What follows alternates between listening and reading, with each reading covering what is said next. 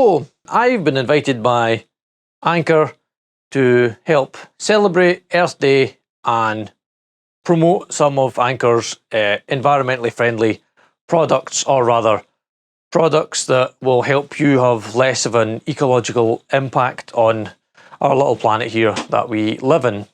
So the two products I'm going to show you today are the Anker 767 Powerhouse and a set of Anker 200 watt solar panels that go with it. But I'll show you the solar panels separately outside in the actual sunshine, because it's actually a nice day today. So we'll get outside in the sunshine. This is the Anker 767 Powerhouse. Now I'm going to have to read the specs off a bit of paper because the old memories not like it used to be. So this one has a capacity of 2048 watt hours. That's how long it'll run for.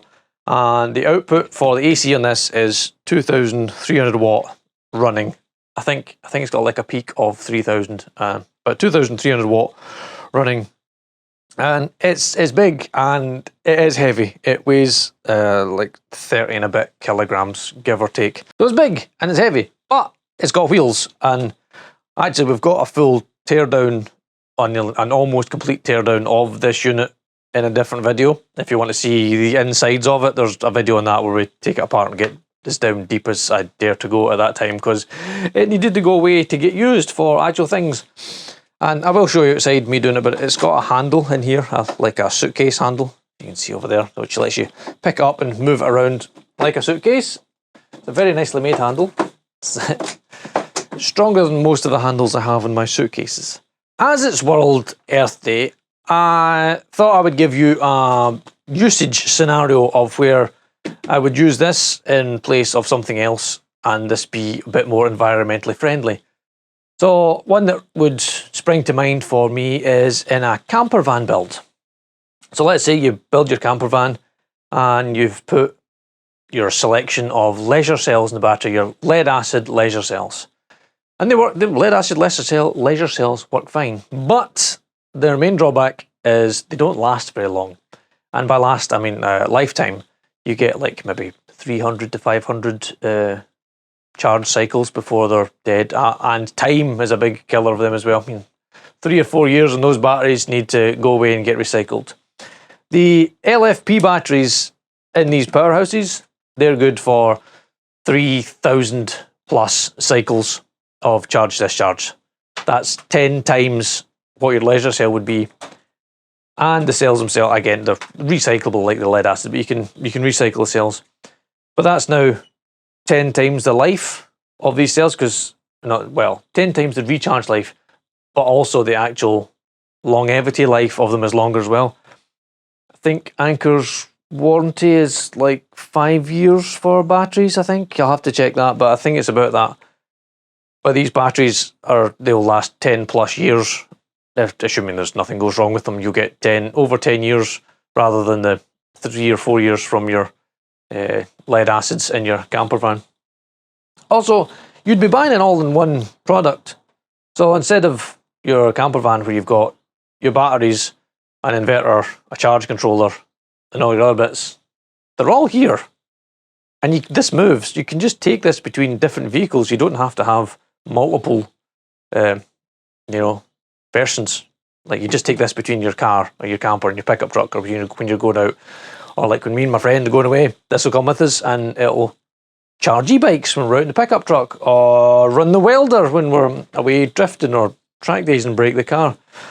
And all of these things mean we don't have to take a noisy and polluting petrol generator with us either. This will run almost everything we have: compressor, welder, all those kind of things. Trackside, or if you're out camping, again, that's you, so you don't need a generator now. Another thing important for me is the ability to charge batteries when I'm out doing things. So I'm able to charge all, that's not all, I can charge all my Makita batteries when I'm out doing things. I can charge all of our phones as well.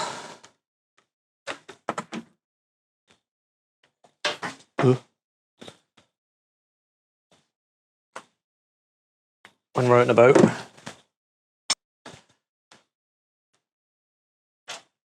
Especially the Doogee thermal imager one, because that's a really handy phone to have charged and ready to go. So you can all sit there charging, which is really handy. Another thing, it's also the ability to charge other power stations.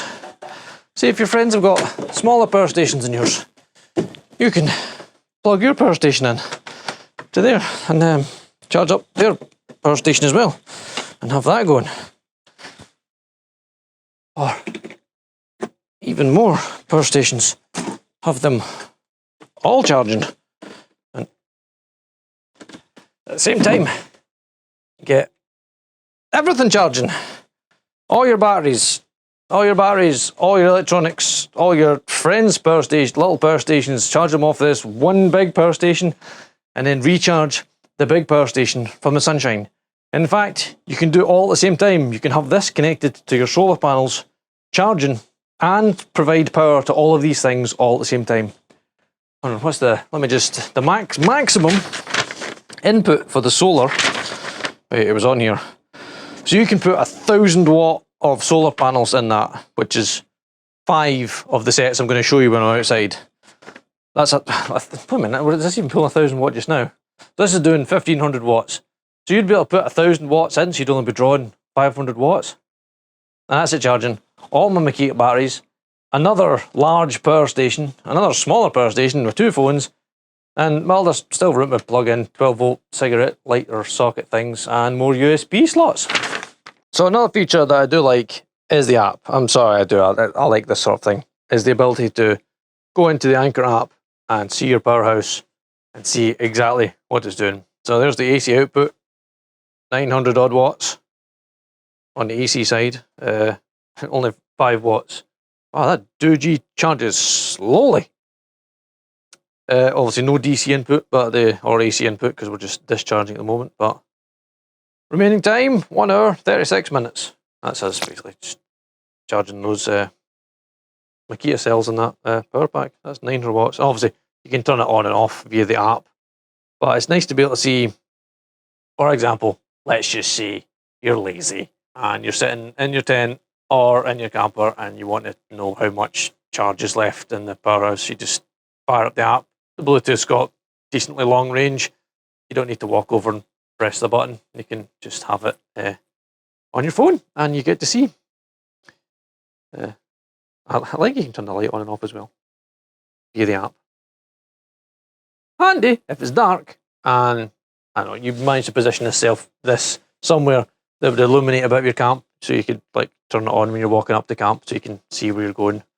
That sort of thing. It is useful. I know not a lot of people seem to like Bluetooth and apps and these things, but I like it for it is a useful thing. So I'm going to let this run for a little while and flatten the batteries a little bit, and then I'll take it outside and I'll show you the solar panels. I mentioned the power station had wheels, right?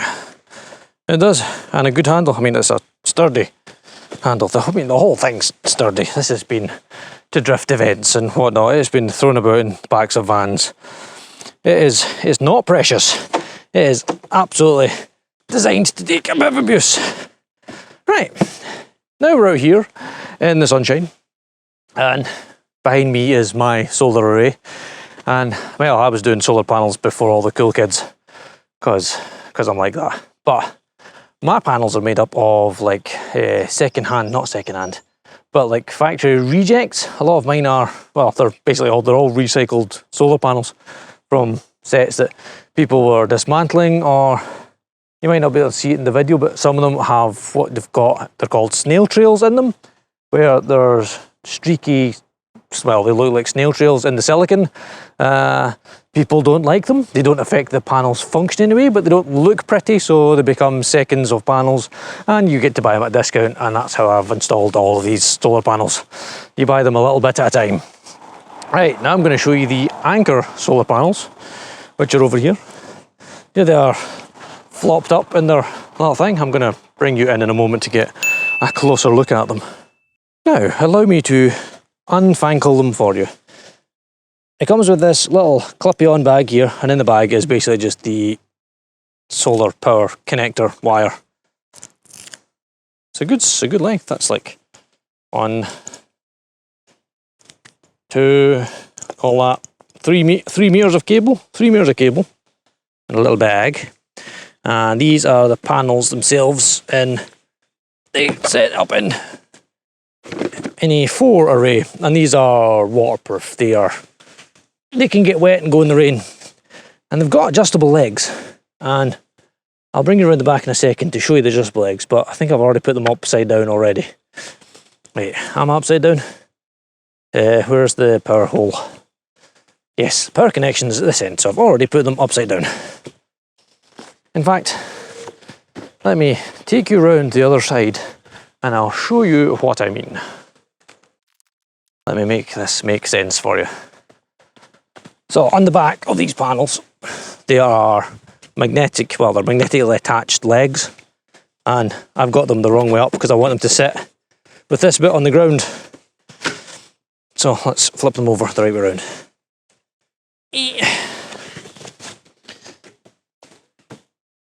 So we flip like that, then we can flap down the big leg bit. There are 3 legs, like that, and hopefully you can see there's like 3 blue bits of plastic there, and that's where your other leg slots into when you tip them over. So that's like a fairly shallow attack. Wow, this is hard to do on the hill. I should have thought of that to get them all to sit in at once. But they just kind of lean on there like that. That gets you 1 angle's worth of display. And obviously, just now where the sun's much higher up in the sky, we want a much bigger angle of attack. I think that's probably about right. I've not quite got it. The sun's off to this direction. I've got the panels pointing that way, but you get more light if you do a better angle. And to be fair, you could actually angle the sweep of the panel so it gets more light that way. Right, so that's that. And then down on the underside here, in the blue handle at the bottom, there's just the other end of this. It's just a hole where this plug, it's got a rubber thing over the end of it to keep the water out. But then that plugs in here. Oh, my grass is slightly damp still. That goes in there. That goes in there. And then you just take your other end, and it's on the back of your Powerhouse is the solar bit. And then we plug it in. And then we realise that we've left our phone in the workshop, but we're going to show you the charging current output. I might even rotate the panels a little bit to let you see what the changing angle does to the changing power. One moment, please. So, hopefully, on the screen you can, or from the app, you can see there that from the 200 watt panels we're getting a 183 watt input, and the thing will be fully recharged in 2 hours. Let me do the maths here. So if you have 5 sets of them, that's 1,000 watts. So you should be able to go from nothing to 80% in like 2.5 hours at obviously 1,000 watts of sun power. But that's good. Like, granted, of course, solar panels are expensive, but you only have to buy them once. And allow me to stand in front of the solar panels to alter the output. And down she goes. So it's like everything else, it doesn't take a lot of shadow. Oh, well, actually we can watch the MPPT controller do its thing there. See that? And then I'm going to get out of the way again. And boff, straight back up. This leads me to another point about keeping solar panels clear of obstruction and keeping them clean. So not a lot of obstruction makes a huge difference to the output of solar panels. Like, I'm going to put my hand in a shadow and just in the middle of this panel, watch the output drop. Look at it disappear, that's one shadow. Granted, the MPPT controller's trying its best to now work out how to get the most amount of energy out of the voltage that's left. And you can see how it's now starting to climb back up as it works out what it's doing. But that's just one hand's worth of shadow, and you've reduced the output from nearly 200 to like less than 100. So it's very important to keep solar panels pointed at the sun, keep them clean, and keep them free from any shadows. So like the Powerhouse, the solar panels, they aren't precious. They're designed to be used. They are built for the task at hand. They're scratch and whatnot resistant. They'll take a fair bit of abuse before they suffer any untoward damage. I don't recommend standing on them, but you know, these things can happen. They're going to rattle about in the backs of cars and vans and whatnot, but they are built for their purpose. Right, there's a little pop stud that holds them together. Where is it? That's the other end. A little pop stud there, and a little pop stud there, and that stops them flapping about that way. And that's you. Solar panels packed away for going on your holidays, or giving to your friends to go their holidays because they like camping more than you do. Right, let's go back inside and we'll talk about it a little bit more, and we'll have our outro, etc, etc. Right, let's go inside.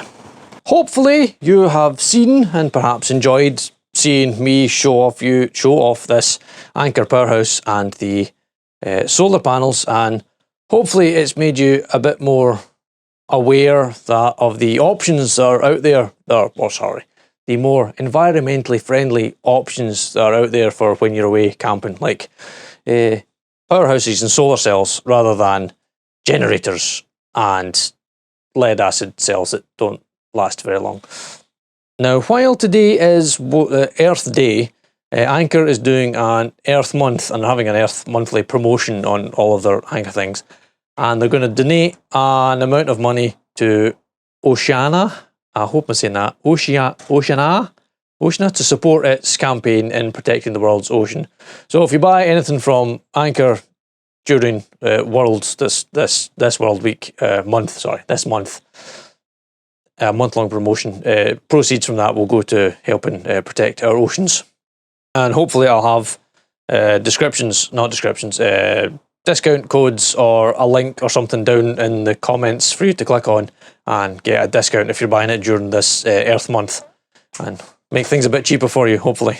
So by using, let's say, one of these powerhouses and solar panels, over the product's lifetime, which is about 10 years of life, you'll save like 2,500 kilograms or 2.5 tons of carbon dioxide emissions over running a generator or other, fossil fuel burning generators, but using batteries and solar like that. Same as me in the house with my solar array, the website, your chart thing what's the word I'm looking for? Your generation graphs. It shows you your carbon dioxide offset, and I can't remember. It's like hundreds and hundreds of tons of carbon dioxide I've offset by having solar panels installed in the house and using the electricity from them rather than off the grid. Any questions, comments about the Powerhouse or the solar panels or any other power station related things, leave them down below. I'll try my very best to answer them. And as always, thanks for watching.